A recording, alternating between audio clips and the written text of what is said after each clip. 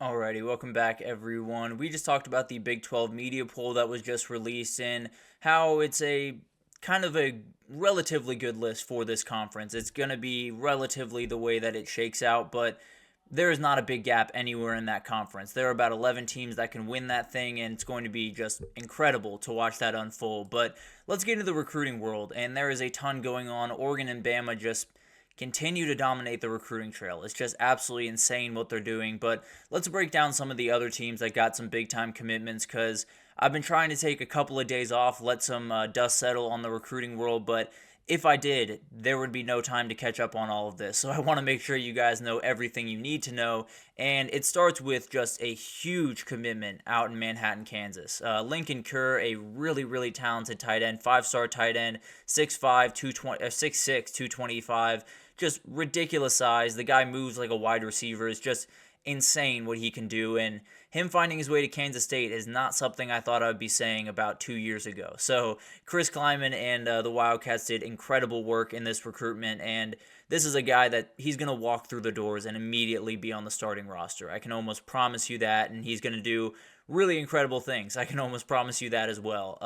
Another tight end that came off the board was Caleb Edwards, a very, very talented 6'6", 245, so a little bit of that bigger frame than Kerr is, but he chose Crimson Tide. He is going to be an Alabama tight end and a huge pickup for Bama. Obviously, that's just the business that they're doing right now. They're just rolling in commits back and forth. 8 blue chip commits since the start of June, so just ridiculous what DeBoer and his staff are doing out on the recruiting trail. I've noticed that some of the people that said DeBoer couldn't recruit in the South or couldn't recruit at all once he got to Bama are starting to somewhat delete those tweets, or they're just changing paths and saying, well, this is still Nick Saban's show. So whatever makes you sleep at night, I'm more than happy to entertain that idea, although it's not all that true. But at the end of the day, this is just incredible work from this Bama recruiting staff, and it doesn't seem like it's slowing down anytime soon. I'll put it that way. But another huge win was for Emmett Jones, the the Oklahoma wide receiver coach. Continues to just do work. He brought in Cortez Mills, the guy on your screen right there. He chose the Sooners over Nebraska, LSU, Clemson, and alongside Marcus Harris, Elijah Thomas, Emmanuel Choice in this wide receiver class. It's special. There's no two ways about that. And their rival Texas is going to try to match them over the next couple of weeks and even pass them over the next couple of weeks with some of the guys that they're circling at that position. But as of right now, the Sooners are just cooking on the trail at that wide receiver position. Just incredible stuff. And then to finish out the offensive side of the ball, Ethan Vicona, a very, very talented offensive tackle. The dude's just a beast, and he committed to USC, a huge pickup for the Trojans there, but 6'8", 360 pounds. That's just ridiculous. I'll be totally honest with you. That dude is an absolute beast, and he's someone that maybe he needs a little bit of leaning out, just get a little bit more functional, especially if you're going to play offensive tackle, but when you have the size, you've checked a huge box, and you'll figure out the rest later. So a huge pickup for them. Obviously, USC has not necessarily had the best time on the recruiting trail the last little bit, and I'll get into another big thing that could happen for them that would not be too great, but this is a huge pickup in the right direction. So great for them and great for this kid. And then you have Maxwell Roy, a very talented defensive lineman. We'll jump over to the defense here where a lot of the work was done this weekend, and he chose the Buckeyes. He's going to be an Ohio State Buckeye, a huge pickup for that D-line.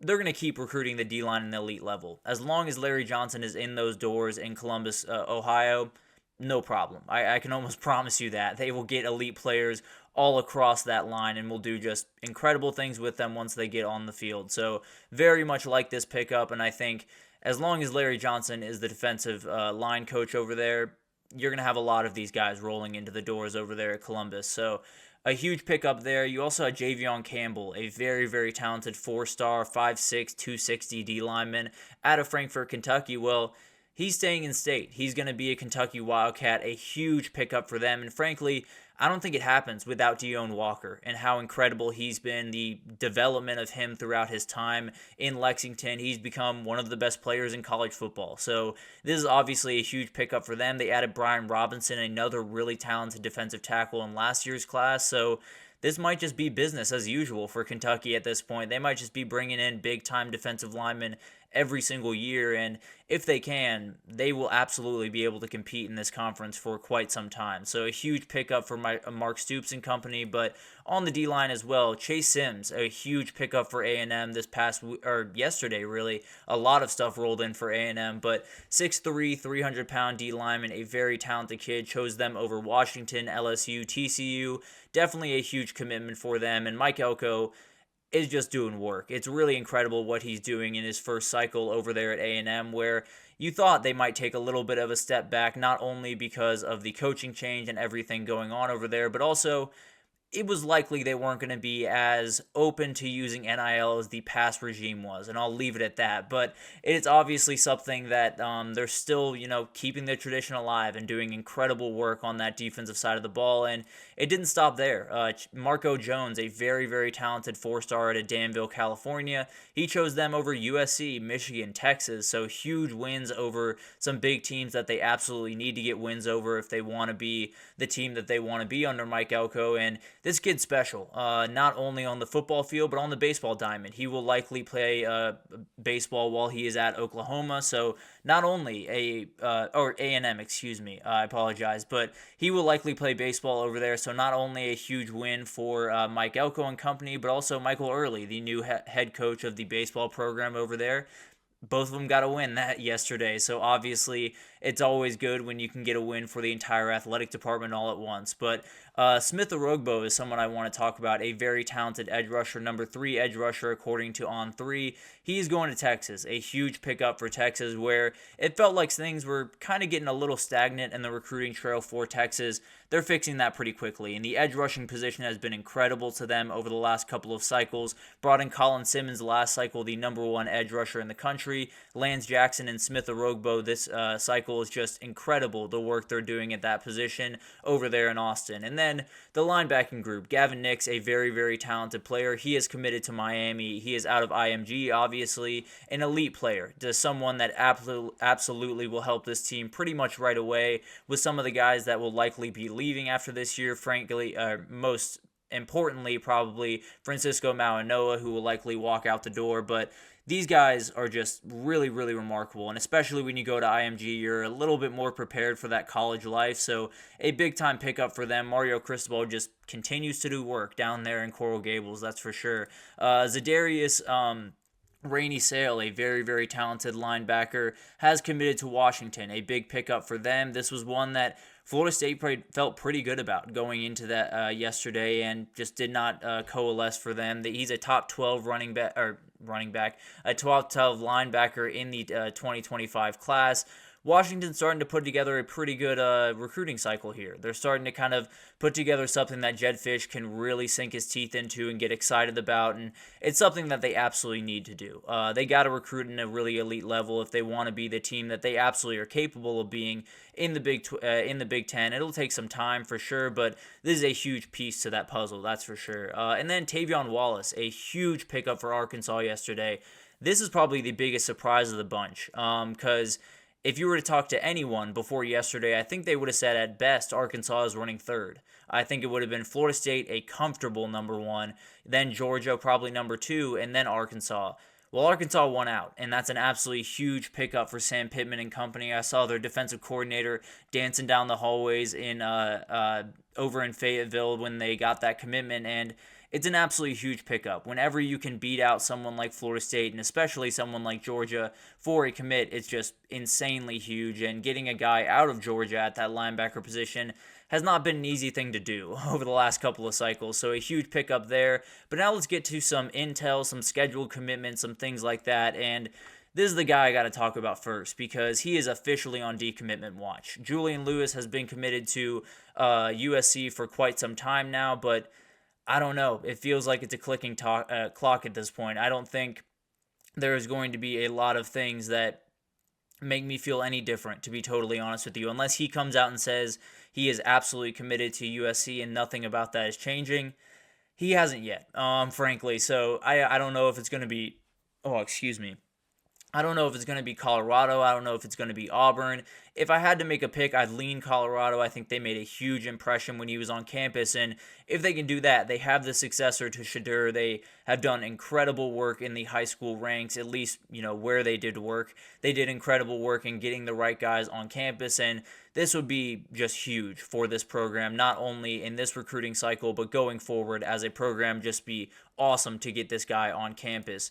Javian Boggs, a very, very talented wide receiver. He was committed to Ohio State, recently decommitted, and it sounds like Missouri might be the landing spot. Steve Wiltfong put in an expert prediction for him to pick Missouri at the end of the day, and it sounds like a decision is coming down the barrel here pretty soon. So that's definitely one that will be huge for Missouri. And when you're replacing what is likely going to be a three-headed monster over there in Columbia, Missouri this upcoming year, and likely all of them walking out the door, maybe Mookie Cooper or Theo Weiss finds their way back to school for one more year, but regardless, this kid's going to play a huge role in probably his freshman year, and the Missouri wide receiving group is just continues to be really, really good year over year. So great for them. You also have Nick Townsend, a very talented four-star tight end.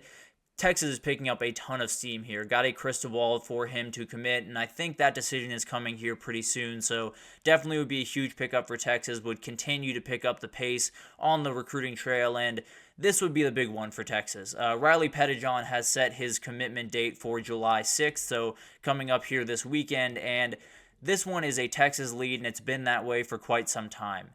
If they lose this one, I don't know who it's going to be to, whether it's USC, A&M, Ohio State. Oregon's doing some work on the recruiting trail that you never know what's going to happen up there. But overall, Texas needs this one. They absolutely need to lock this guy in, make sure that he is committed, and then you might be off running. Honestly, I think a lot of things can start happening for Texas pretty quickly, but if this one falls through, then there's definitely some uneasiness over in Austin. But obviously, a heavy Texas lean definitely will be a huge pickup if they can get him. But the final one I want to talk about is Jonah Williams, because this is the most interesting one. The number one safety in the country. He just got a crystal ball to Oregon from Justin Wells, a insider over at Inside Texas, I believe, and a very, very talented guy in the recruiting space. So he knows a lot, and he just put in one for Oregon for the top player in the country. This seemed like an A&M and OU battle for quite some time. If Oregon wins this one, it's just going to be insane. This class is going to be off the charts, just wild. And they also got a crystal ball for Trey McNutt, the other top safety in the country from Steve Wiltfong. So if they can pull in both those guys, along with Dorian Brew, who they got last week, it's just insane what they're capable of doing on the recruiting trail. And it's a scary sight for pretty much everyone across college football. But there are going to be so many things going on over the next couple of days. Obviously, there's some scheduled commitments. There's going to be a lot more commitments than that. I can almost promise you that. There's going to be a couple of surprises that come down the hill here pretty soon. Obviously, Oregon's rolling.